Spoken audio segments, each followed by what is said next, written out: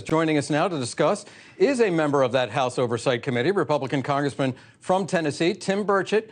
Congressman Burchett, I got to ask you point blank, whose cocaine do you think it was that was found in the West Wing?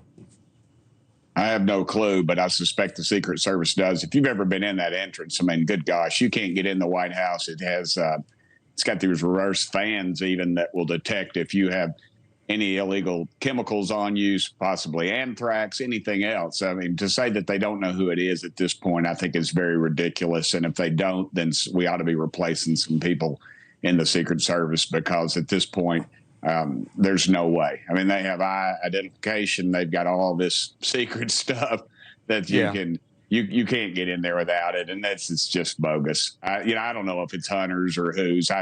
That's for them to determine. But I can tell you that the reason they're delaying is probably to get their story straight and how they're going to replay it to the American people. Okay, you think there's a delay. I understand there's been reporting that the Secret Service is going to release the results of this investigation as early as this coming Monday.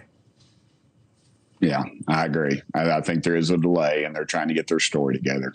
And that's the bottom line. Congressman, as a member of the press, I was at the White House every weekend, Saturday and Sunday, from dawn to dusk, working in the press room.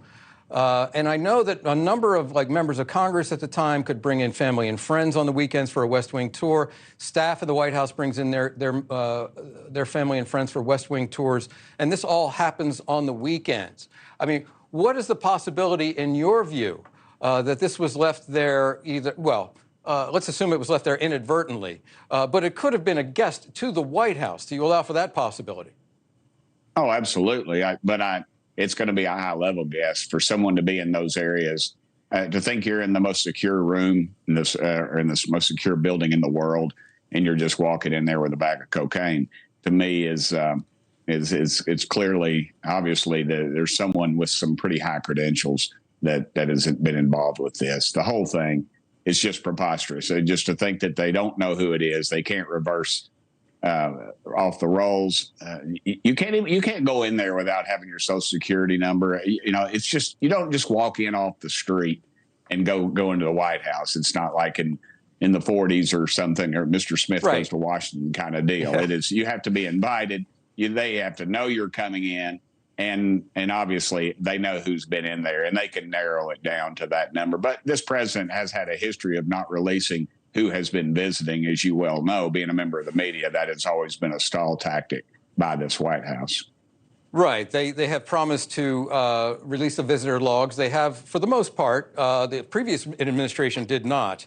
But let me ask you something. The National Security Advisor, Jake Sullivan, we heard from him at the White House today. He says this isn't a national security threat at this point. He doesn't believe it is. Are you buying that? No, I do not. What if it was a viral toxin? What if it was, U-235? I don't know, anthrax, anything. What if it was a biological entity that had a delay on the emergent? What if it could, become toxic in a few days, kind of thing? I don't buy that at all. Those people are making excuses, as they have. I mean, this is the same intelligence community, basically, that said that Hunter Biden's laptop was a Russian hoax. So, I don't buy anything that's coming out of this White House or any shape, form, or fashion. And the lady who's the press lady, I mean, she just checks a box for who she is and how she got that position. She's a walking, talking Saturday Night Live skit. And as we'd say down south, bless her heart. Okay. You're talking about Karine Jean-Pierre, the White House press secretary. Congressman, thank you for your time on this Friday afternoon. We appreciate it. Thank you, brother. Thanks for watching. Go to newsnationnow.com to find NewsNation on your television provider. And don't forget to subscribe. Click the red button to get more of NewsNation's fact-driven, unbiased coverage.